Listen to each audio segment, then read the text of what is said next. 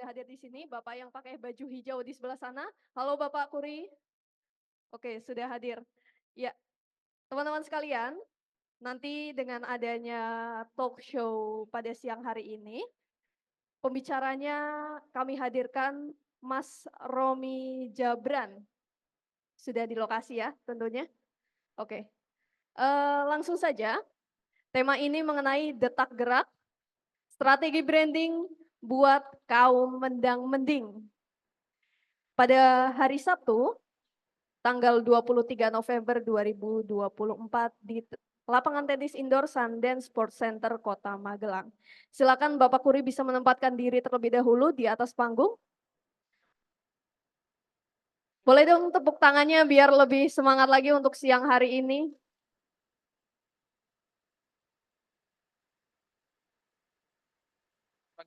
Oke, saya panggil sekalian ya, teman kita dari Cilacap Kreatif, dan ini juga salah satu salah satu pengurus pusatnya ICCN. Waduh. Kita panggil bersama-sama kawan-kawan, please welcome. Tepuk tangan yang meriah buat Mas Romi Jabran. Ben koyo kick Andy, ben koyo kick Andy. Wis koyo kick Andy ngono kuwi. Mantap. Oke. Ini kameranya center enggak toh? Center ya. Jadi kamera kok center ya. Center kan center. Oke. Assalamualaikum warahmatullahi wabarakatuh.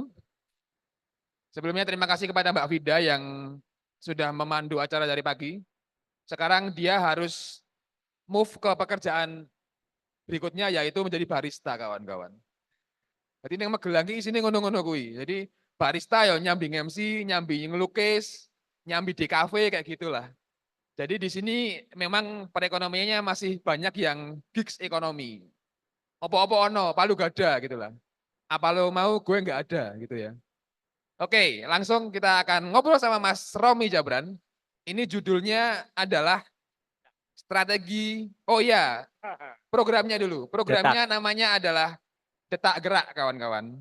Jadi pergerakannya itu kan harus berdetak terus gitu ya. Jadi detak gerak itu harapannya orang-orang yang ngobrol dengan program ini itu pergerakannya nggak mandek gitu, terus berdetak. Kayak gitu Mas. Bicara detak gerak, kira-kira bisa dibawa ke Cilacap nggak Mas? Bisa. Bisa, oke. Nggak harus saya juga Ya, hostnya gitu. Siap, siap ya. Hostnya bisa siapa aja gitu ya. Mas Dismas, siap? Jadi host detak gerak bisa nanti. Bawa ke Boleh. Cilacap, bawa ke Cilacap. Tenang itu belum tak hakikan kok. Oke. Judulnya adalah strategi branding untuk kaum mendang-mending. Jadi sebenarnya ini tuh sangat cocok untuk kawan-kawan yang punya usaha itu untungnya kan jadi paling enggak kalau mereka kelihatan bingung mau ngapain ya yang di stand gitu kan. Dengerin ini cukup bisa banyak insight yang bisa terima gitu Mas. Bisa move ya? Bisa Atau begitu. bisa stay? Begitu. Dan sekaligus untuk teman-teman ini siapa tahu ya, teman-teman ini kan pelaku banyak ya. Siapa tahu kawan-kawan juga pengen personal branding. Mas Jabran ini kan kalau dilihat di IG-nya kan sudah sangat terbentuk personal brandingnya kayak gitu. Itu Mas. Ya nggak Siap. sih? Belajar dari Mas Ibe. Oke. Oh Mas Ibe. Apa sebenarnya? Iban ya? Irfan Berarti ya? Batiar. Mas Irfan Mana yang Batiar. mana? Ada tadi Mas Irfan Mana Batiar. sekarang? Ada nggak? Kayaknya lagi madang Mas. Memang Suho bukan Ivan Bahtiar ya. Oke, kawan-kawan. Oh iya, kawan-kawan yang di booth sambil mendengarkan ya kawan-kawan ya. Ini cocok untuk kalian juga. Oke, Mas. Iki nek pertanyaan nih sapa kae jenenge? Gita Wirjawan ceritakan ceritakan masa kecil Anda gitu. Tapi tidak apa-apa Mas. Ceritakan masa kecil Anda itu maksudnya Anda ketika jenengan kecil, ketika memulai Masa kecil? enggak lah, Enggak. adoan, kesuwen itu. Tadinya mundur Mas. Enggak ini aja. Latar belakangnya. Jadi awalnya memulai Jabran itu seperti apa gitu. Kenapa kok kepikiran kok ini aku lincah branding deh ngono kokan. Kok iso tekan kuno lho gitu. Oke, siap. Monggo Mas. Oke, Assalamualaikum warahmatullahi wabarakatuh. Om Swastiastu, Namo Buddhaya, salam kebajikan buat semuanya ya. Alhamdulillah nih ya, kita bertemu di Detak Detak gerak. Gerak ya. Jadi tadi awal mulanya ya, awal mula mungkin nanti jadi kalau ini di Cilacap, saya jadi kampanye, jadi titik mula aja. Oke. Oke, titik Kalau mula. awal mula kan kampanye, titik mula Oh, gitu, tapi titik gimana mula ya. lagi? Oke. Titik Monggo. mulanya ya memang di dunia desain sih Mas. Oh, emang DKV dulu? Ya dulu Oke. aku kuliahnya 2, itu S1 Ekonomi Manajemen Oke. sama Akademi Desain Visi Yogyakarta. Itu memang, tapi ngambil di momen ini apa, les semester 6 lah. Semester Oke. 5-6 itu baru ngambil. Jadi ya biar ekonominya kan udah agak jalan, jadi bisa Oke. nyambi di DKV. Aslinya seneng banget DKV, seneng desain gitu. Cuman kepentok masuk ekonomi dulu. Dari Oke. situ ketemu sama namanya Mas Andika. Mas Andika itu dari Syafaat Markom. Dia dosen Oke. saya, Syafaat Markom. Markom. Oke. Nah, Ini itu Andika siapa sih? Andika siapa dulu? Andika Syafaat. Oke, Andika Syafaat. Oke, aman ya. Andika Syafaat, aman. Syafaat. Oke, ya. Nah, di situ aku ya termasuknya eh, magang lah, magang. Oke. Nah, karena Mas Andika itu nggak cuma bicara desain, Mas Andika itu bicara tentang branding. Jadi selain aku mahasiswanya dia, terus aku magang juga di Syafaat, dia dosen saya, ya sekarang Syafaat berarti udah 30 tahunan Oke. perusahaan marketing communication-nya, ya luar biasa. Dari situ awal mulanya, Oke. titik mulanya, Titik mulanya di situ. dari situ. Magang dulu berarti ya? Ya, Oke. Terus, sampai ketemu Pak Subianto Priyosudarsono, oke, Pak Bi. Pak Bi. Nah, Pak Bi itu kan pensiun dari dunia agensi. Ah, Nah, benar. dia buka kelas gitu memang. Wah, mahal banget ya kelasnya ya. Tapi aku rela lah. Oh, Demi bisa belajar sama beliau itu akhirnya bayar kelas itu? bayar, Oke. mahal banget. Untuk tahun itu mahal banget itu loh Mas. Tapi aku ikut Oke. join masuk. Ya memang selain tadi sama Mas Andika ketika magang masuk kuliah, terus ikut kelasnya Pak Subianto, itu memang holistik banget lah. Oke. Holistik kalau Mas Andika bicaranya lebih ke desain gitu, dari sudut pandang desain, art Ka- gitu. Kalau Pak Bi? Nah, Pak Bi itu dari sisi strategik gitu loh, Oke. strategic branding. Jadi Pak Bi itu lebih ke otak kiri, Oke. kalau Mas Andika lebih ke otak kanan. Teknis banget berarti kalau Pak Iya, Andika. sama-sama bicara branding gitu, saling melengkapi gitu. Iya. Tuh. Oke. Itu berapa lama di situ, di Syafaat? Waktu pada sahabat selama masa kuliah lah.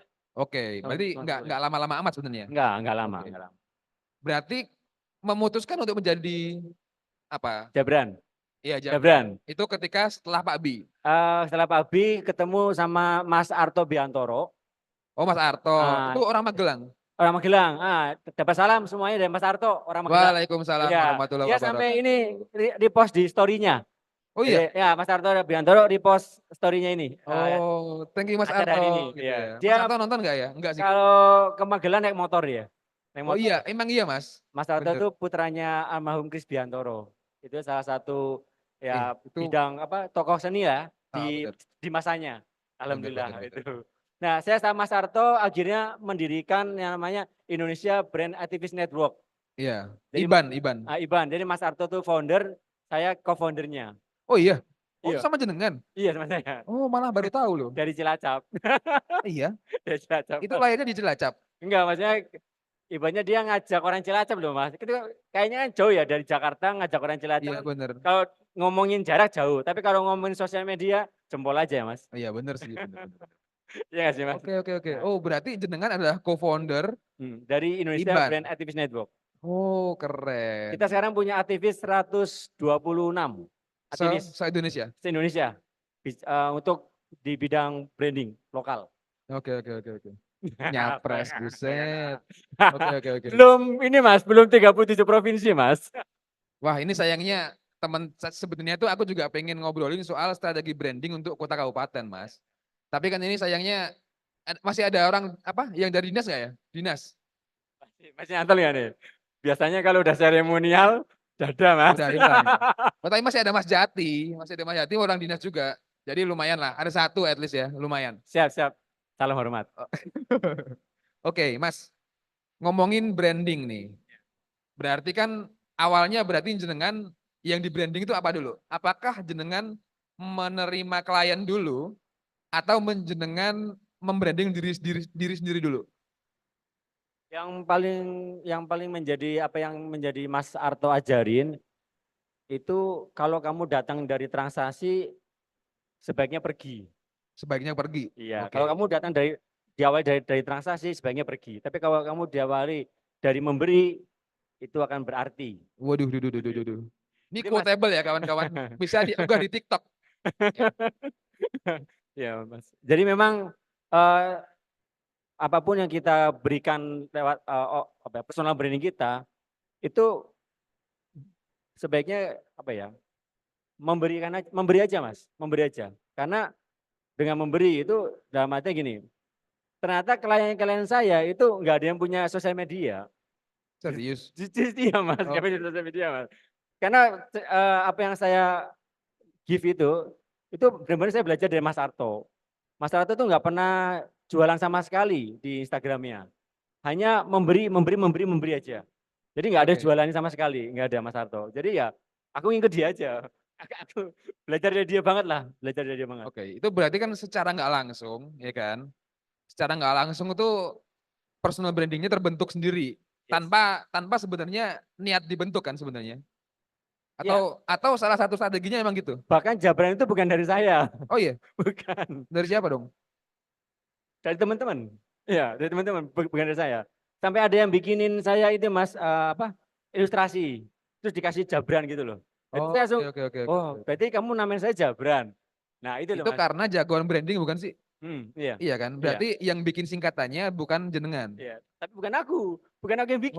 oke, oke, oke. Tapi Jadi jagoan branding jenengan yang bikin. saya yang bikin. Oke. Oh iya kawan-kawan, FYI, Mas Romi ini adalah juga ownernya dan foundernya jagoan branding ya.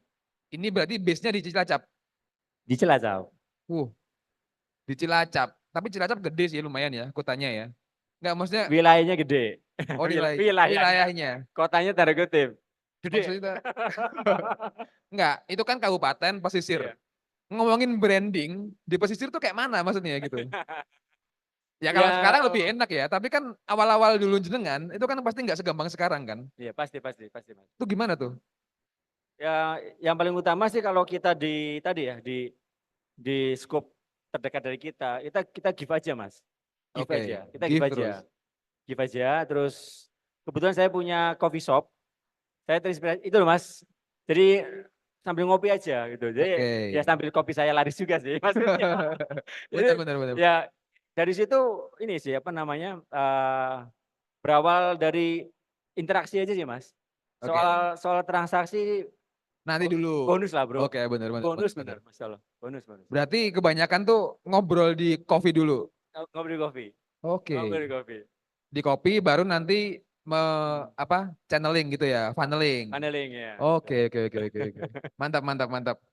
Mas, eh personal branding jenengan itu kan kalau kita lihat di sosmednya itu kan cukup kuat ya. Tapi aku ora ngerti jane yo. Jane kuatnya ki ngopo gitu ya. Nek menurut jenengan dewe deh. Sebenarnya kekuatannya itu di mana jenengan? Kalau yang saya lihat gitu ya. Menurut jenengan deh, kan biasanya kan harus ada itunya kan. Kudune ngerti ya apa kekuatannya ngendi gitu kan. Ya. Sebenarnya yang saya bangun itu hanya dua. Yang satu adalah edukasi. Oke. Jadi yang kedua emosional. Emosional. Ya, saya membangun dua itu, edukasi dan emosional. Jadi mungkin ada beberapa teman-teman membangun lewat entertainment, membangun lewat komedi. Oke. Nah, itu banyak hal yang bisa dipilih. Nah, Memang. cuma saya memutuskan memilih di edukasional dan emosional. Kalau saya gitu. Karena Oke. saya kan introvert, Mas. Bicara gini dedek, Mas. Enggak juga. Dedek, Mas. Jadi orang introvert tuh ya gimana caranya bisa ngonten ya dengan cara voice over, Mas. Iya, Oke. jadi kalau ini kamera, ini muka kayak Mas Ibe, mampus aku. Oh, Aku yang ora ada iso mukanya kayak Mas gitu. Ibe aku. Ya iso kayak Mas Ibe aku, bener. Dan emang setiap everyone have gift-nya Ya masing-masing. pasti. Punya benar. punya value-nya masing-masing saya rasa. Oke, Gitu. berarti kalau jenengan lewatnya itu ya. Ya, Kanalnya ya itu berarti. educational dan emosional. Oke, Gitu. emosional gimana maksudnya? Emosional itu ya cek dari yang komen aja Mas. Yang komen itu emosional Mas. Nangis gitu ya. Bukan nangis, Marah-marah. bukan marah, bukan marah-marah gitu Mas. Maksudnya mereka semua lagi memperjuangkan apa yang mereka bangun. Oh, berarti relate dong kontennya. Saya lebih banyak niche-nya saya itu membangun di emosional karena banyak banget yang masih di proses itu. Proses Oke, gagal terutama. oke, Termasuk saya kan masih juga di proses gagal. Jadi oke. ya saya ngerasain hal yang sama lah, hal yang Oke. serupa. Emosionalnya di situ Mas. Berarti Sama-sama di akhirnya, proses gagal. Atau berarti proses bertumbuh juga boleh lah gitu maksudnya. enggak Maksudnya kan? gagal tumbuh gitu loh Mas maksudnya Mas. Oh ya, katanya kan apa namanya fall 7 stand up 8 kan katanya kan. Iya. Di bawah ping pitu ngadeg ping 8. Ya. Ngapain ya? Maksudnya Jo, di bawah terus kan kesel ya jadinya.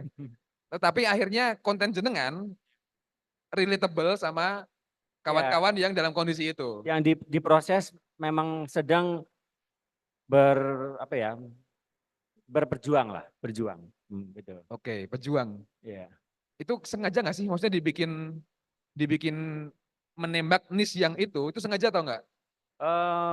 Karena saya ngerasain apa yang saya rasain, jadi kenapa nggak yang saya rasain ini ketemu sama orang yang sama gitu maksudku loh. Oke. Saya pengen ketemu banyak orang yang mirip dengan saya lah. Oh, Maksudnya di posisinya sama gitu.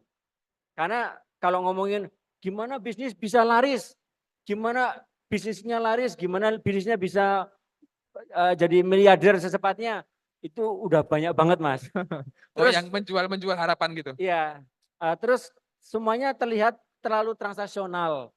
Oh, Ah, langsung ya. langsung di depan gitu ya. Kenapa kenapa nggak kita apa yang kita lakukan itu jangan dari sisi transaksional aja. Kalau dari transaksional kita kayaknya hidup itu kok bisnis nggak ada duitnya terus.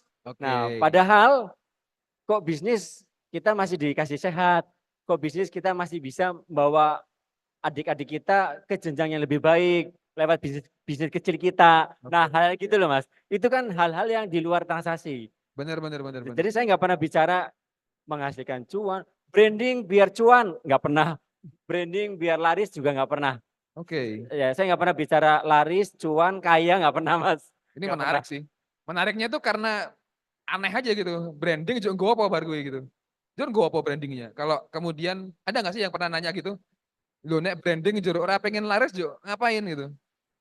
Yang paling utama adalah ini Mas, menjadi top of mind. Oh, oke. Bahasa Ya, kerennya. itu lebih penting sih memang ya, Ya, bener-bener. karena ketika kita sudah menjadi top of mind, misalnya kita top of mind di tadi soal emosi. Oke. Wah, ini emosi di dalam membangun bisnis gitu ya.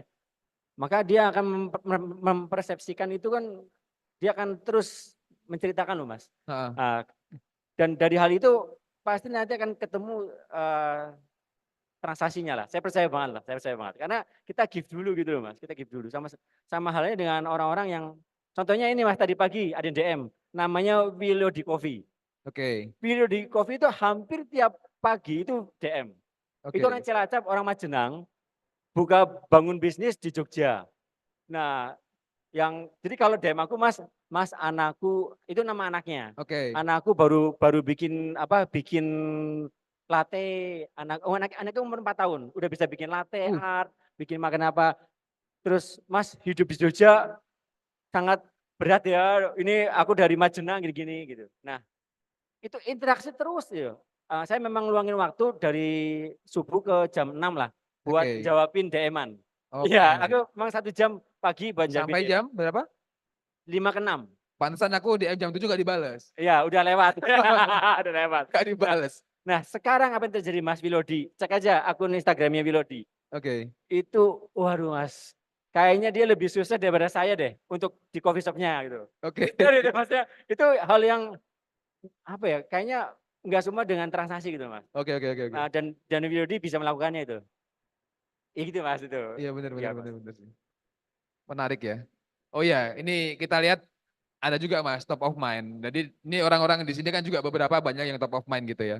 Kalau ngomongin soal nanti nih, terutama nanti ada talk show soal itu. Kalau ngomongin top of mind-nya kampung kota, aku ya Adin gitu ya. Kalau ngomongin top of mind-nya pemberdayaan desa, aku Mas Singgih gitu. Nah. Itu ada dua-duanya nanti di situ ada. Itu sebenarnya untuk menuju menjadi top of mind itu kayak mana sih Mas? Itu kan brandingnya kan harus, aku nggak tahu sih, kadang-kadang emang ada aja yang nggak sengaja. Maksudnya ya yang penting ngelakoni terus, nggak ketemu momentumnya gitu. Tapi kan ada juga yang strategik gitu ya, yang sangat-sangat dipikir strategi ini gitu. Ya, nek sing dipikir piye kira-kira Mas? Ya, yang pastinya memang kita berangkatnya dari fundamental dulu, Mas. Fundamental dulu, makanya kita bangun misalnya kita mau menjadi top of mind di kreativitas Oke. desa gitu ya, kreatif desa. Tapi kreatif desa yang apa dulu? Kan kreatif desa Ya, kan memang luas. macam-macam benar. Luas kan. Misalkan kreatif desa saya punya sahabat itu namanya Mas Santosa. Mas Santosa itu memang dia di kreatif desa tapi kartun. Nah, Kartun. itu. Oke, oke, oke. Jadi bagaimana dia membuat desanya itu desa kartun. Nah, itu desa kartun. Jadi lebih spesifik ya, Mas. Jadi Oke. memang pertama kita ini satu hal yang saya pelajarin dari Pak Subiakto ya. Jadi yang pertama itu kita harus tentukan DNA-nya dulu. Oke. DNA dari kalau tadi Mas Santosa itu DNA desanya. Oke. Jadi jangan berangkat dari dirinya dulu, tapi berangkat dari lingkungannya. Desanya dulu. Nah, Oke. DNA-nya desa ini apa? Ternyata banyak yang mural, banyak yang lukis gitu loh Mas. Nah maka muralnya mau dikemanain itu dan akhirnya ketemu kartun. Nah gitu loh Mas. Oke, Maka oke, oke. DNA-nya kartun. Nah misalkan itu yang dilakukan sama Mas Santosa. Nah dari DNA kartun itu langkah kedua itu kalau ngomongin fundamental ya, karena kan ini nantinya harus di-trigger dengan hal-hal yang kontekstualnya konsisten kan. Benar. Tapi sebelum konsisten, maka kan menentukan dulu fundamentalnya. Nah, Oke. fundamental ini butuh yang namanya nilai baik, kalau kata Mas Tarto. Atau kalau kata Bang Andi Noya, benih baik, ya gitu ya. Nah, kalau kata Andi Noya ya. Tapi kalau katanya Pak Subiakto, core value. Nah, Oh, gitu. Nah, itu dia. kayaknya lebih familiar itu sih aku. Ya, Core itu. value. Ya, Benar. core value. Nah, jadi core value adalah satu hal yang dia nggak memiliki fisik. Kalau tadi kan gambar itu fisik kan? Benar. Gambar itu fisik. Nah, maka non fisiknya apa? Dari desa kartunnya Mas Santosa itu. Nah, Hah? itu dia pikirkan gitu. Bagaimana non fisiknya oh cerita. Nah, gitu. Oke. Ternyata ketemu storytelling. Narasi berarti kan. Nah, narasi atau storytelling. Itu sih. Yang setelah ditemukan kayaknya kita berangkatnya dari DNA-nya kartun, terus core value-nya itu adalah storytelling gitu ya. Maka apa yang harus menjadi ruang konsistensinya atau menanam untuk konsistensinya. Nah, nantinya agar kita bisa memanen baiknya ya. Oh, Maka harus memiliki yang namanya nilai tambah, ya. value added. Nah, di value added ini kita bisa physically maupun non physically. Nah, itu kalau tadi kartun DNA-nya, core value-nya itu adalah cerita, Benar. maka edit value-nya adalah wayang kartun. Wayang Kartun. kartun. Karena dengan wayang itu dia bisa cerita. Benar. Nah, itu. Dan si kartunnya itu wayangnya bentuknya kartun. Oke. Nah, itu yang dilakukan sama Mas Santosa. Ya saya senang bisa membersamai Mas Santosa dalam prosesnya gitu maksudnya. Oke. Dalam prosesnya gitu. Oke. Berarti kan tadi kuncinya Ya, setelah core value berarti kan narasi kan. narasi. Narasi ini kan sekarang lagi Karena dia menciptakan suatu hal yang non fisik. oke. Apa sih non fisik yang mau kita buat fundamentalnya? Benar. Gitu. Narasi. Mas soal narasi storytelling berarti kan ya? Iya. Storytelling itu juga jenengan lakukan berarti di di bisnis Anda deh gitu. Iya, karena memang everyone itu gimana ya? Punya Bayi aja cerita. storytelling, nangis Benar. itu storytelling. Iya. Ibu-ibu kumpul itu gibahin storytelling. Oh Ya, iya. ini kita lagi storytelling juga sih Mas di depan Storytelling itu ini. gibah maksudnya. Iya. Ada juga ya benar sih. Ya, benar. Iya. Ya. Untuk membangun cerita yang kuat tuh kayak mana? Hmm? Untuk membangun cerita yang kuat. Cerita yang kuat. Kan kalau cerita doang mah ya banyak kan cerita. Yes. Kayak kita lah, kita kan memang di Indonesia itu kan budayanya kan bertutur kan. Lebih cerita gitu ya kayak storytelling memang. Tapi kan nggak semua kisah-kisah itu kuat sebenarnya. Yang kita ingat paling apa sih? Kancil nyolong timun paling kuat kan? Yes, paling kuat itu sih. Kayak gitu kan. Paling kuat itu. Dan Itu. itu ingat nggak? Kancil nyolong timun itu kita dapat ceritanya umur berapa? Belum sekolah. Oh iya bener sih, belum Sekarang sekolah. masih ingat kan? Masih ingat, Nah, karena top of mind tadi. itu dia. Makanya membangun kayak gitu tuh kayak mana Mas? Ya itu tadi, dari artian kalau secara fundamental ya, memiliki DNA, memiliki core value, dan memiliki added value. Tapi yang pasti ya harus di call to action. Nah Call itu to dia action, tuh, call to action, TTA-nya agak susah call juga to kadang. actionnya itu yang apa yang kita miliki gitu kan. Call to action apa yang kita miliki. Misalkan saya ambil contoh ya dari Mas Santosa. Mas Santosa ini pernah bikin eksibisi wayang kartunnya itu Wayang di kartun tadi, oke. coffee shop saya di Paragraf. Paragraf itu memang tiap 5 bulan kita bikin eksibisi. Kita hampir nggak pernah bikin musik, Mas. Live, Tapi oke, live oke. musik itu setahun 2 kali udah paling hebat. Tapi kita lebih ke Exhibition. eksibisi art sih. Nah, memang dia bangun storytelling memang bagus, Mas. Terbukti saya punya cerita ketika lagi eksibisi itu ada satu pembeli beli 2 lukisannya. Oke. Satu lukisannya Mas Budi. Mas Budi itu mantan pembalap gas track gitu. Wus. Terus dia Jauh bener itu lompatnya ya. beralih jadi lukis gitu. Beralih jadi lukis gitu. Sama satu lagi itu Mbak Dina itu muridnya semester 3. Oke. 2 lukisan itu boleh dibilang kebeli seharga 21,5 juta. Wow, Tapi kan lumayan. 21,5 juta itu masih bagi hasil sama saya. Oke. Ya 70-30 lah. Kalau nggak salah. Lumayan lah, lumayan, Ya lumayan. lumayan ya. Nah ternyata si pembelinya itu minta ketemu sama mereka. Oke. Mas aku mau ketemu sama pembelinya. Ya udah, tak temu oke. Nah ketemu, nanya pembelinya, ini lukisan ini artinya apa gitu. Terus dia tuh beli dulu baru tanya artinya Mas. Nah, tanya terus si yang Mas Budi ditanya, terus muridnya itu Mbak Dina itu juga ditanya, masih semester 3 lah cerita kan. Ditambahi Mas, Oke. karena storytelling itu ditambahin 10 jutaan. Wow. Dan itu aku nggak dapat bagian, karena itu memang ranahnya mereka rezekinya Mas. Nah makanya begitu powerfulnya Cerita storytelling. storytelling. Nah belum selesai Mas, belum selesai. Mereka dan saya terus yang beli gini, ngomong depan mereka, Mas Romi kalau saya mau ngasih duit, kira-kira Mas Romi berkenan nggak? Dia bilang gitu. Nah, aku dikasih duit juga Mas. Oke. Nah, dikasih duit itu ya nilainya sekitar 4 kali lipat, 5 kali lipat dari mereka. Kok gede banget? Ibaratnya ya. Itu kenapa? Nggak tahu. Pengen ngasih aja deh Mas. Oke. Pengen ngasih aja. Nah itu Mas, gitu, Mas. Pengen ngasih aja. Nah itu Mas. Kok bisa ya? Iya. Nah itu Mas. Maka karena berangkatnya bukan dari transaksi Mas. Bener sih. Berangkatnya dari interaksi Mas. Oh iya, iya, iya, iya. Tapi duitnya Interaksi. tak balikin lagi ke mereka. Ke mereka tuh siapa? Yaitu ke yang punya sanggar, Mas Santosa. Kan Oke. tadi yang dapat duit kan Mas Budi sama sama Benar. Mbak Dena. Heeh. Lah Mas Budi kan nggak dapat apa-apa. Lah yang bagianku tak kasih langsung. Oke. Di depannya yang ngasih. Sekarang alhamdulillah jadi sanggar tari Mas. Sanggar seni Sanggar seni yang di Cilacap. di desa Sidarja di Purbalingga. Oh, Ya, alhamdulillah. Purbalingga. Jadi Oke. yang dana itu alhamdulillah jadi kebaikan buat lingkungan lah. Alhamdulillah. Itu edit value lagi tuh. Iya kan? Edit value lagi itu. Ya, Oke. Itu gambaran pengalaman sih Mas, pribadi Mas. Bener, bener, bener. Ini kayaknya harus ke penonton dulu, Mas. Ah, panitia. Oke lah, ya boleh, boleh. Sik, Mas, sing enom dhisik ya. Sing enom dhisik apa jenengan sik iki? Berat Hah, iki. sing Nesen takon berat iki. Oke, Mas Doni lah ya, Mas Doni dulu ya. Mas, ini gosek ya, oke ya. Mas Doni, monggo.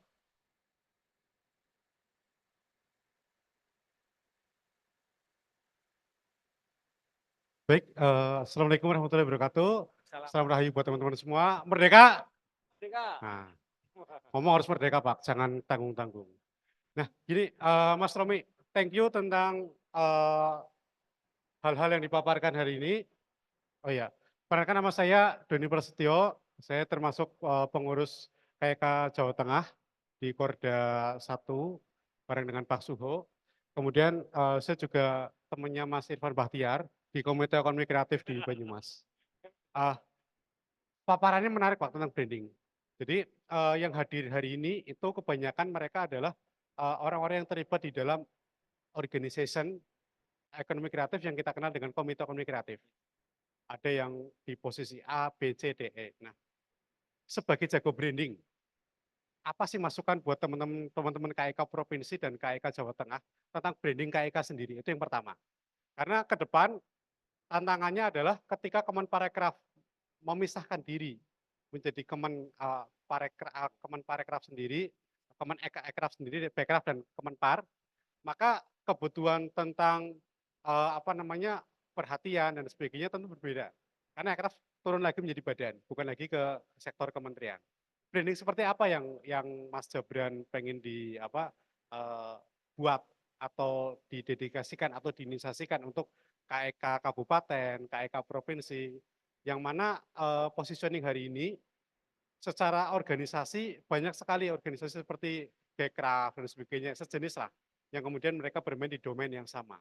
Tapi yang menarik bahwa amanat pemerintah itu melalui Undang-Undang Ekonomi Kreatif, kemudian Perda Pengembangan Ekraf, kemudian Pergub dan sebagainya yang melegitimate tentang keberadaan mereka, sekali lagi ini belum diterima baik oleh masyarakat. Nah, ini brand seperti apa yang menjadi masukan? Matur nuwun Mas Jabran.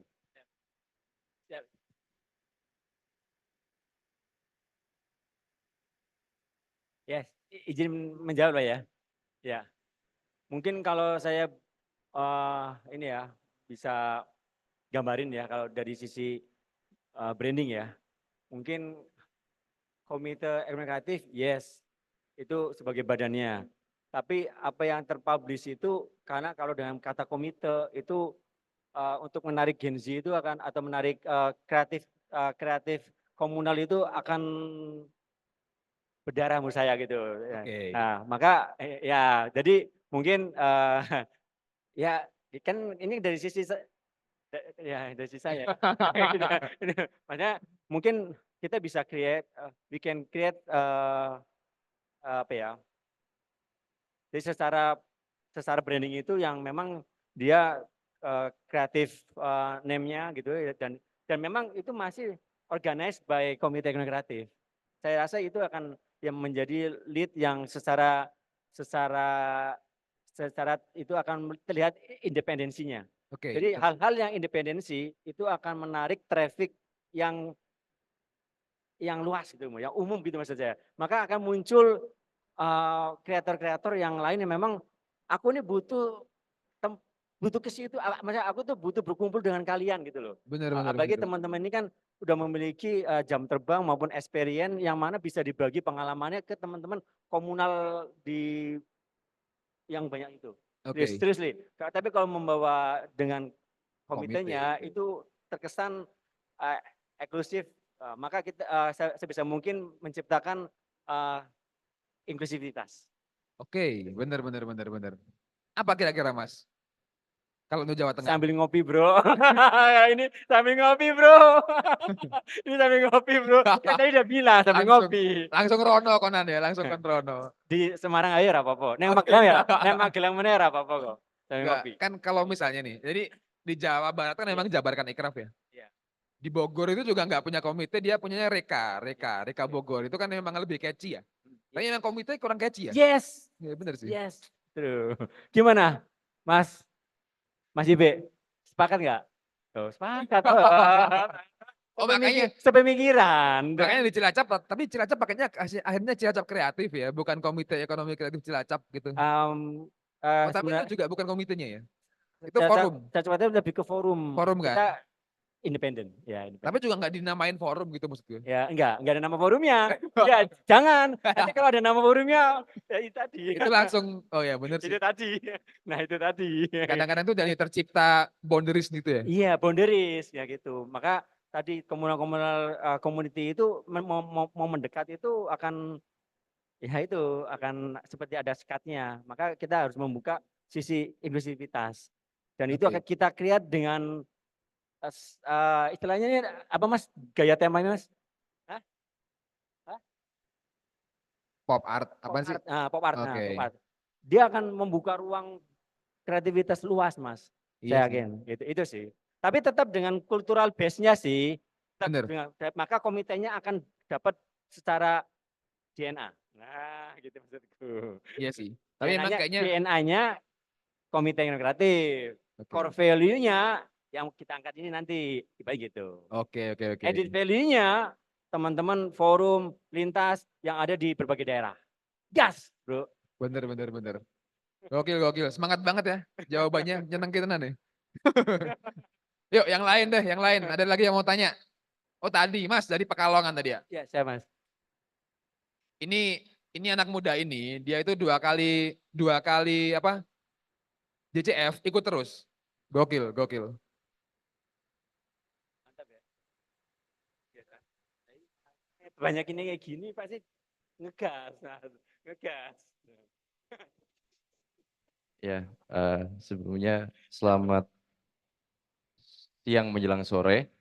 Sebelumnya perkenalkan nama saya Ilyan. Kali ini saya nggak terlalu ngegas, kalau tahun kemarin ngegas banget ya.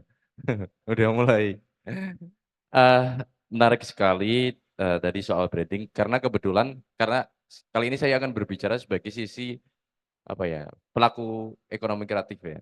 Kebetulan beberapa bulan ini saya lagi belajar branding, dan kemarin baru saja sekitar 2-3 hari yang lalu saya bertemu dengan Mas Oi, foundernya Suara Gembira. Beliau mengajarkan banyak soal branding gitu loh. Apa bedanya kemudian branding dan marketing gitu. Dan banyak hal-hal yang terutama soal fundamental itu akhirnya berpengaruh ke saya. Terutama ketika misalnya kalau apa namanya, produk-produk ekonomi kreatif itu kemudian bisa naik level kan. Sebenarnya kan itu yang terus dikembangkan, edit value-nya, value tambahan. Misalnya ada beberapa benchmarking atau tolak ukur yang kita pelajari bersama. Misalnya, oke, kalau kita mau jadi sukses, kita pelajari yang paling sukses. Misalnya brand-brand seperti Supreme, terus Chanel dan lain sebagainya. Itu gimana cara mereka nge-brandingnya. Terus di Indonesia siapa yang paling top. Dan akhirnya setelah kita pelajari, ternyata di Indonesia secara traffic dan selling itu yang paling bagus ada 3 secara brand. Ada Porti, ada Ruchas, dan satunya lagi kalau saya Tenyu di Atir yang di kita mengalami kegelisahan. Kita punya satu brand yang cukup berat pesannya, menyampaikan soal budaya, soal lingkungan, dan lain sebagainya, tetapi kita harus bertabrakan dengan pasar yang nggak mau tahu soal itu. Oke, kita menganggap bahwa permasalahan-permasalahan itu penting, tetapi pasar, oke itu penting, tapi itu nggak relate dengan kehidupan saya. Saya mental health, saya insecure, itu yang saya perlukan, bukan soal budaya lingkungan buat persetan itulah ya. Bagaimana kemudian cara kita untuk menyampaikan rasa-rasa itu kepada kehidupan mereka? Gimana caranya ini dianggap sebagai kebutuhan bagi pasar? Karena kalau pasar bebas sangat susah. Masa ada pertanyaan akhirnya, masa kita harus main dalam tanda kutip receh-recehan sih kan.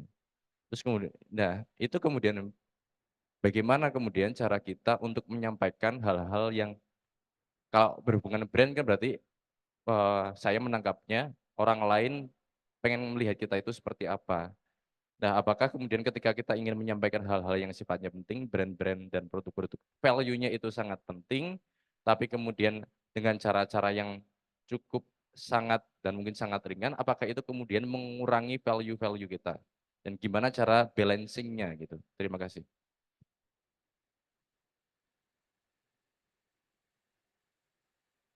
Ya, siap. Tadi produknya apa Mas? Fashion ya, fashion. Oke, siap. Ya, clothing. Oke, siap. Ya. Oke.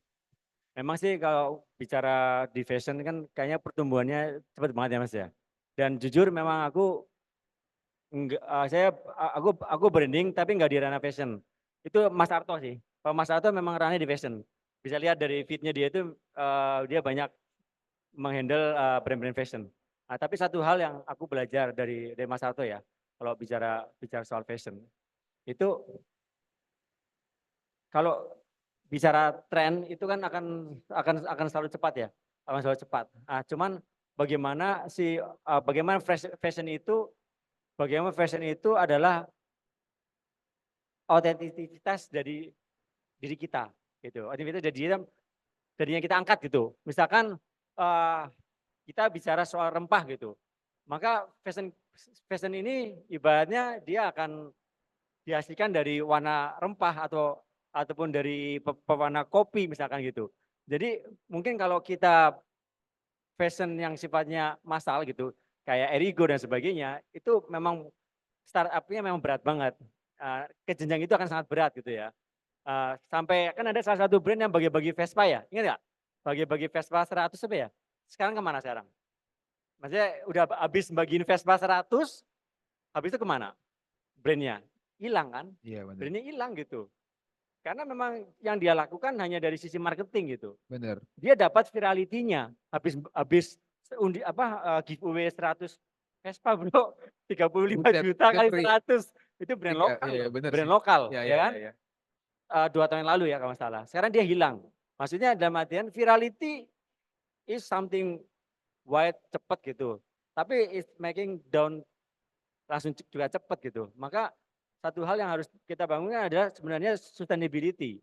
Dan kalau bicara soal fashion yang dia akan bertarung di ranah e-commerce itu akan berat.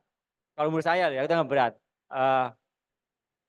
Lebih baik kita berbicara ke spesifik aja. Oke. Kalau yang Mas Arto garap ini ya, teman-teman yang sama Mas Arto itu dia bicara ke lebih ke spesifik. Bisa harganya lumayan mahal sih. Cuman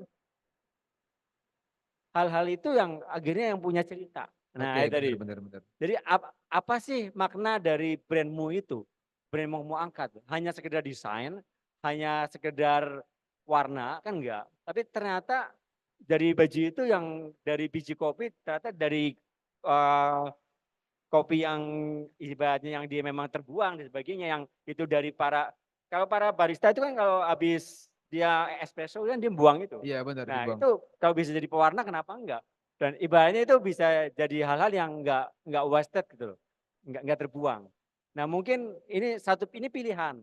Kita mau berada di ranah mana nih?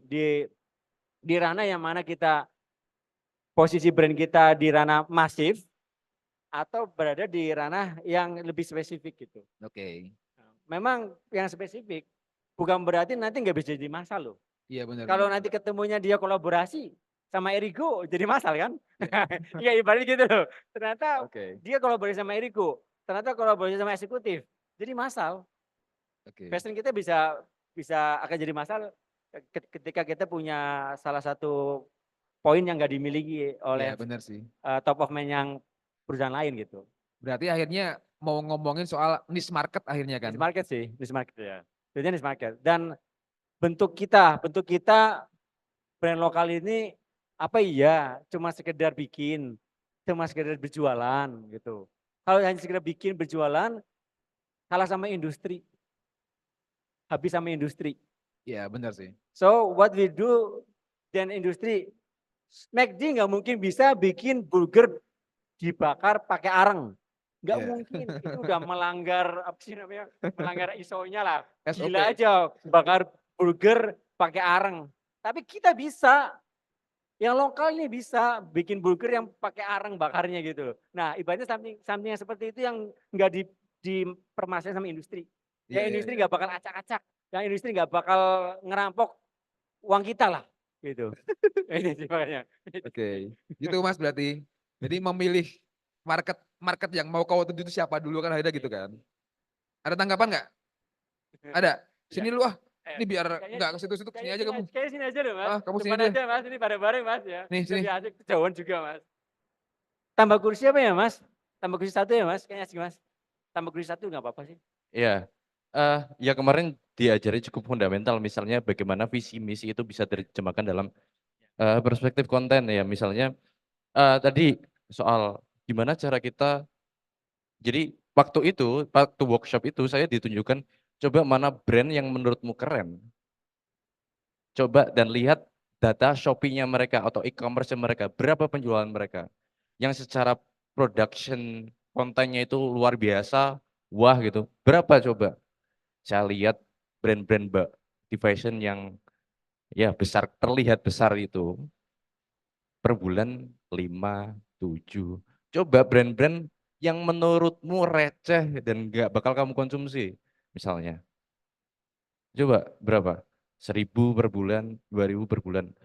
Nah, terus kemudian gimana cara balancingnya? Terus kemudian dianalisis lagi kan, eh, bahwa coba ada gak brand-brand yang secara brandingnya pakai narasi-narasi yang filosofis budaya gitu-gitu dan sellingnya bagus. Cek, kita cari-cari, belum nemu kebetulan. Coba eh, kamu lihat yang itu tadi, misalnya Porti, sepatu KW dan mereka bangga itu KW, narasinya apa yang coba kamu pikirkan sebagai orang Porti misalnya, apa yang coba timnya itu sampaikan ke audiens. Ternyata setelah dibedah-bedah adalah merdeka konsumsi. Tapi mereka bisa mengemas itu sangat apa ya, sangat eh, ringan dan bisa diterima.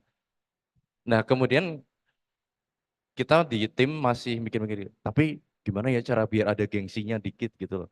Misalnya bikin konten tetap ada beauty shootnya pakai sinematiknya, tetapi itu kemudian tetap apa ya, tetap bisa digemari, tetap ringan. Itu pertanyaan saya, balancingnya sangat amat susah gitu loh. Gimana caranya kita proper tapi ringan, tapi nggak norak dalam tanda kutip gitu. Karena memang tadi ya, source source kebutuhan ya. Ketika kita menggarap dengan serius gitu, nggak apa mas, ya terlebih ketika itu diaktifasi di sebuah konten gitu kan ya, tadi kan ya. Maka tergantung goalnya juga, goalnya kembali ke goalnya. Kalau dia goalnya ke selling, maka kontennya memang harus sereceh mungkin sih. Jadi kalau goalnya ke selling, memang kontennya sereceh mungkin. Tapi kalau konten itu goalnya ke persepsi, ya ke top of mind, memang dia harus dari sisi narasi harus dipikirkan. Jadi semua harus jalan sih, harus jalan. Maka branding, marketing, dan selling itu ketiganya harus jalan. Nah, tinggal bagaimana di brand kita ini bisa menghasilkan konten yang outputnya terhadap selling, marketing, dan branding. Jadi secara narasi itu tetap terbangun dengan konten yang visualnya, looks-nya, narasi gitu ya. Tapi kan tujuannya bukan untuk penjualan. No, bukan untuk penjualan. No, untuk persepsi. Ya, untuk top of mind. Nah, tapi ada konten-konten yang untuk selling, untuk penjualan. Itu yang daily activity, apapun itulah ya. Ya, ataupun yang lagi naikin riding the wave, itu kan viral kan, itu kan konten-konten yang receh. Nah, karena tujuannya masuk ke ini kan, apa namanya? Apa sih namanya mas? Keranjang, nah gitu. Oke, iya, iya, Tujuan betul. untuk keranjang, nah, itu sih mas. Memang harus dibedakan. Jadi tiga pilar ini yang harus dimiliki.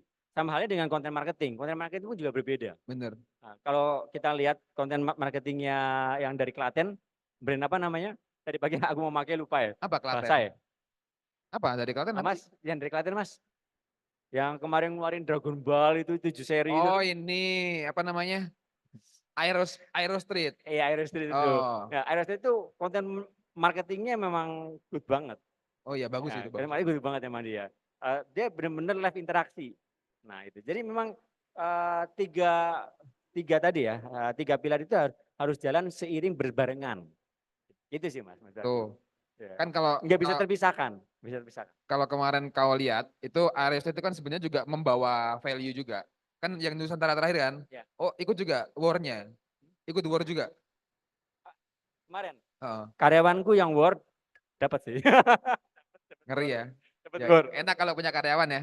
Itu marketing gimmick banget tuh mas. Iya, Dan emang itu iya sih. aku dapat 7 serinya. Tapi Serius semua lu. 7 ya dapat Oh, 7. berarti aku nggak dapat tuh karena kamu ya berarti ya. Nggak tahu juga. Iya Itu kayaknya. cuma Aku nggak dapat. 1 menit dah close. Enggak, itu 10 menit Mas kemarin. Hah? Kemarin lumayan lama tuh kemarin, 10 menit kan. Itu kan penjualan Ya, terbanyak selama 10 menit. 20.000 iya. sepatu. Ya betul. Bener. Kayak gitu. Jadi di balancing. Ada ono titik ketemunya lah. Equilibriumnya harus ada gitu kan. Tapi memang kadang-kadang brand senis apapun tetap bikin yang receh. Karena untuk Karena traffic kan. tujuan untuk selling itu kan gimana dia untuk hidup kan Iya pastinya benar kan. sih. Iya ya pasti Itu ya wajib aja. benar. Itu sih. Gitu bro. Cukup Tapi cukup nggak? tadi branding itu tujuannya untuk Kalau maraton, branding tuh jangka panjang. maraton. Nah, yang taktikal itu di sellingnya.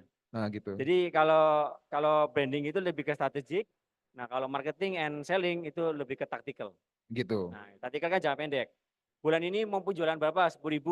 Nah, maka atau mampu jualan 100, maka dibutuhkan konten-konten yang taktikal tadi, yang selling Bener. tadi. Boleh. Ah nanya mulu lu. Nih, Lanjutnya ngopi kayaknya asik, Mas. Lanjutnya kopi, Mas. Ini pertanyaan soal Boleh. target market. Orang kalau dulu saya belajar awal-awal tuh target market tuh ada ekonomi kalangan menengah ke atas atau menengah ke bawah, demografi seperti apa. Tapi setelah dipikir-pikir, orang gaji di bawah UMR, HP-nya iPhone, pakainya misalnya harga berapa, barang-barangnya, sepatunya misalnya Nike atau Air Jordan, itu kan nggak masuk akal ya. Jadi banyak ini gimana nih nebak marketnya yang sesuai dengan itu, tapi ini juga bisa meluas. Jadi karena saya melihatnya sudah susah sekali untuk marketnya bergeser dengan cukup cukup cukup jauh gitu loh. Jadi ya misalnya dulu ada di brand-brand clothing itu misalnya yang beli banyak kan anak-anak SMP, SMA yang ya mereka nabung dulu untuk beli sesuatu. Jadi jangan-jangan masalah pricing, masalah target market yang demografi, ekonomi, sosial dan lain sebagainya sudah nggak relevan ya jangan-jangan. Terus patokannya seperti apa sih begitu? Yang utama itu yang saya dapat ya, itu kan kalau ngomongin demografi dan sebagainya itu, yes itu iya. Tapi sebenarnya kebiasaan itu kan di produk. Nah, kebiasaan itu di konsumen. Nah, kebiasaan konsumen apa yang mau kita bidik? nah itu tuh. Nah, itu. Kebiasaan produk itu kan di benefit produk. Misalkan produk kita punya kualitas yang seperti apa dan sebagainya, kayak iPhone dan sebagainya lah ya. Tapi mau bidik kebiasaan konsumen yang mana? Nah, itu loh. Jadi pentingnya kita mempelajari tentang kebiasaan konsumen.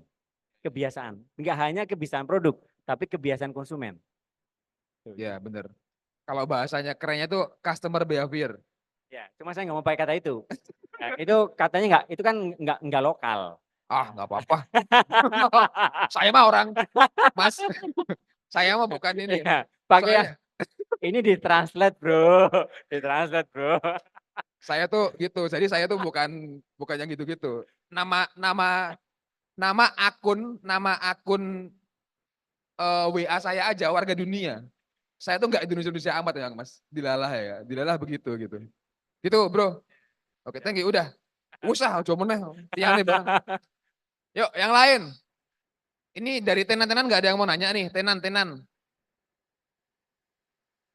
Oke. Nggak ada kayaknya. Fokus makan. Oke, next. Ada lagi? Buset, masih benanya. Serius nih masih benanya. Waduh, duh. Oke, Mas. Maju ya, Mas. Oh, oke, siap. Monggo, Mas. Tim kontennya Mas Roni langsung ngambil gambar. Jangan lupa. Oke, izin selamat sore semuanya dari Banyumas.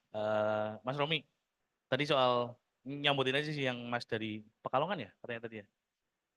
Soal ya kalau ngomongin nggak mau pakai customer behavior, depan juga masih pakai kata kreatif tapi sudah pakai garis miring. Jadi kan sudah pakai font miring, berarti emang apa ya English gitu udah nggak masalah pakai customer behavior. Mas Romi, kaitan tadi soal bidikan segmentasi tentang market ya, tentang target market.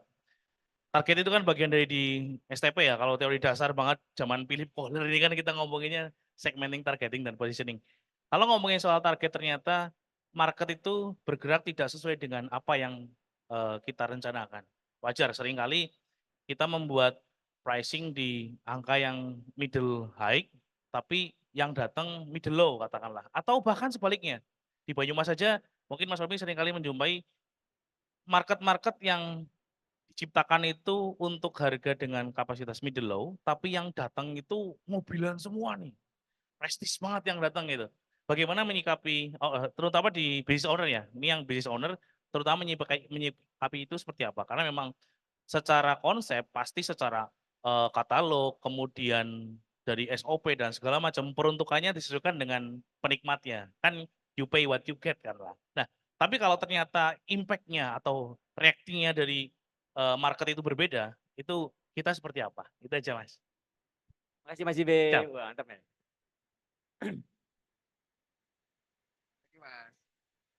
Monggo Mas, dijawab Mas. Mas IB, ini pas banget sama pengalamanku juga Mas IB. Jadi saya punya pengalaman waktu itu di coffee shop ya. Di coffee shop itu kita create bener tuh Mas, dari DNA, core value, added value gitu ya. Sampai kita tangkap semuanya gitu. Ternyata nggak sesuai gitu. Nggak sesuai gitu. Maksudnya nggak sesuai itu ternyata yang datang itu bukan yang seperti itu gitu. Oke. Nah, terus apa yang harus kita lakukan gitu. Sedangkan market itu, sedangkan kita tuh create, coba coffee shop itu kan kayak berlomba-lomba banyak AC-nya kan. Jadi coffee shop itu lomba-lomba banyak AC-nya. Cold brew AC-nya 12. Terus mana lagi ya? Fore apa lagi? Ada. Gimana ya? Ternyata ya yang datang itu bukan yang pengen menikmati AC gitu loh. Nah gitu loh. Yang padahal kita merencanakan buat co-working gitu. Ternyata yang datang itu cuman receh loh Mas. Cuma pengen apa? Ngerokok. Cewek, ibaratnya ini ya, konsumennya itu 70%. Setelah jalan ya, setelah running ternyata konsumennya itu 60 sampai 70 itu cewek umur 16 ke 22 ngerokok sama nge-vape gitu loh. Oke. Nah, iya ibaratnya 16 ke 22 yang behaviornya itu ngerokok sama nge-vape cewek gitu. Yang mana mereka itu nggak butuh AC gitu. Iya benar. Lah kan what should we do? Maksudnya kita tuh harus adapt to market akhirnya. Akhirnya saya adapt to market Mas. Akhirnya karena mau nggak mau persepsi kan brand itu adalah apa yang orang persepsikan. Benar. Sedangkan persepsi brand saya adalah apa yang mereka suka adalah behaviornya adalah di situ. Akhirnya saya adaptasi Mas. Adaptasi akhirnya aspek AC itu sangat kecil akhirnya. Ketimbang brand-brand yang secara kompetitor itu yang menyediakan AC Benar. gitu. Dan ini nanti saya udah nggak khawatir ini nanti bakalan konsumen pergi apa-apa. Karena ini adalah yang mereka butuhin gitu. Yang mereka butuhin. Yang mana karena gini brand-brand kayak Fore, Cold Brew, itu kan yang ngerokok sama yang nge-vape itu di luar. Iya benar. Iya enggak? Fore itu kayak ngerokok di luar enggak? Nah yang tadi yang cewek umur 16 sampai 22, kalau ngerokok di luar ketahuan orang tuanya gimana tuh? Lagi lewat street nggak mungkin juga kali. Nah maka yang ngerokok sama nge-vape tadi yang behavior itu di dalam. Tetap di indoor gitu loh. Nah maka dia nyaman kan. Dia tetap bisa ngerokok, bisa nge-vape, receh, nggak perlu bawa laptop, nggak perlu nugas gitu. Yang penting cekik gitu Mas. Oh Gitu iya. sih, Mas. Maksudnya itu yang saya lakukan di brand saya itu di paragraf gitu. Itu kita beradaptasi terhadap market dan kita berani akhirnya mengadaptasi satu hal yang menjadi rancangan awal. Itu tapi itu hal yang konteksnya butuh keberanian sih.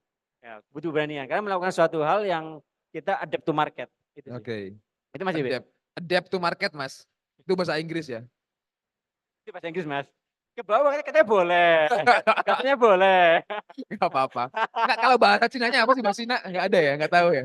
Kalau boleh, Apa bahasa Cina? boleh saya ke Minggisan ini. Enggak apa-apa, ini aja gitu kan. Iya Salah benar. ya. Iya benar. Oke, ada lagi. Teman-teman monggo. Oke Mas, Monggo maju Mas. ya. Sekarang maju kalau mau tanya kawan-kawan. Karena mic-nya cuma 2. Yang bisa masuk ke sana. Ke Zoom, ini kan kita ada Zoom-nya. Ya, Cik, sebelumnya kenalkan nama saya Faris Bisono, saya dari Wonogiri. Saya di sini cuman karena ini forum, jadi untuk kita saling berinteraksi, ora sekedar transaksi gitu. Jadi saya ada sebuah kuncian jawaban dari Gen dan juga mungkin bisa melengkapi dari yang teman dari Pekalongan tadi. Mungkin saya akan sedikit mundur ke belakang, bahwasanya ketika ngomongin kreatif, industri kita ini kan kalau kita tarik ke belakang lebih panjang kan begitu sangat luar biasanya. Di mana sejak era Mojopahitan ibaratnya kalau kita berbicara, Mojopahit ini industri ini menguasai kemana-mana. Bahkan ketika kita berbicara tentang budaya Panji misalkan, budaya Panji itu seluruh Nusantara ini tidak hanya Sabang sampai Merauke, sampai Thailand dan lain sebagainya itu pun menjadi menjadi kekuatan branding yang sangat kuat. Ketika neng Panji itu industrinya ngomongin tentang tari, ngomongin tentang teater, ngomongin tentang apapun, dan itu semua berbicara tentang ruang ekonomi dan berbicara tentang ruang industri. Lah, kita ini terkadang ini lupa dengan akar kita, di mana prosesi ketika saya ambil salah satu sampel dari produk kebudayaan saja yang namanya wayang itu. Berbicara wayang ini sendiri hadir dan lahir dari sebuah persoalan ruang. Di mana dulu itu ruang kita ini yang hari ini sudah akan hilang ruang kita. Kenapa wayang ini menjadi bagian dari produk industri pada masanya, begitu sangat luar biasa masif dan juga sangat menghidupi lingkungannya. Karena wayang ini terlahir dari ruang agraris, di mana ruang agraris ini kelimpahan tentang sebuah, pada waktu itu karena berbicara tentang agraris, pertanian. Dari pertanian itu menghasilkan ada sapi, kerbau, dan lain sebagainya. Dan itu menjadi salah satu media yang ditangkap pada masa itu untuk dijadikan sebuah produk. Sehingga ketika dalam satu pertunjukan wayang kulit disajikan dalam sebuah pementasan, itu ribuan ruang ekonomi tercipta. Di mana saya akan berbicara tentang dari depan saja, ada dalang. Dalang itu dia memakai ada kelir itu mulai dari petani kapas, pemintal benang, sampai penjual kain, terus kemudian di dalang ini sendiri, ada belangkon itu pengrajinnya sendiri, terus kemudian beskap sendiri, terus jarik, batik itu sendiri, epek timang sendiri. Keris ini tidak hanya beli keris di toko, beli bawa pulang tidak, tetapi membuat pendok itu sendiri, meranggen sendiri, tukang rosok sendiri, pandai sendiri, terus kemudian membuat hulu itu sendiri. Semua itu berbicara tentang ekonomi. Terus kemudian ketika kita ke depan lagi ada Nayogo, di situ ada tabuh, rancak, ada bilah, sampai tukang ugluk, pedangan, angkringan, ataupun bakul gado-gado. Ketika satu pertunjukan itu dihidupkan, itu akan mampu menopang kedaulatan ekonomi pada waktu itu. Namun hal itu kita mengalami kemandekan yang sangat panjang, terutama dari dalam hal pola berpikir, bahwasanya wayang kui kudu seperti itu. Lah mungkin yang menjadi sebuah kecanggungan anak-anak muda ketika melihat seni tradisi kita ini nggak boleh diapa-apain. Seni tradisi kita ini nggak boleh di wah-wah karena ada pakemnya. Padahal seni budaya kita ini menjadi bagian dari perjalanan panjang sebuah industri.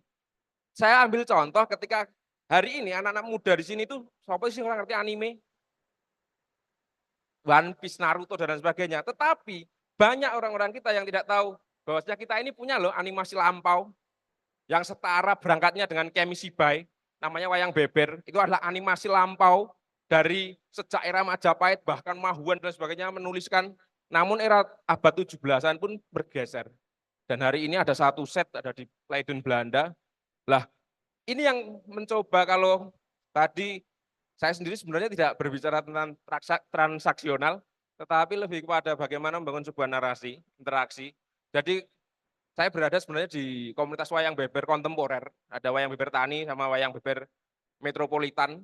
Terus kami pun sekarang bergeser kembali karena kepentingan tentang bagaimana kita harus mengimbangi brand-brand yang ada. Akhirnya kami harus banyak berkolaborasi dengan Denim Station, terus kemarin Petualang dan lain sebagainya. Ternyata bisa loh bahwasanya kita bawa wayang ini ke ranah yang lebih global. Tetapi bagaimana kita membangun sebuah narasi ini tadi agar tidak lepas. Bahkan ketika ada beberapa teman-teman dari DKV isi Solo bercerita ataupun bertanya tentang, Mas aku oleh ora tugas akhir ketika berbicara tentang pamor ataupun keris.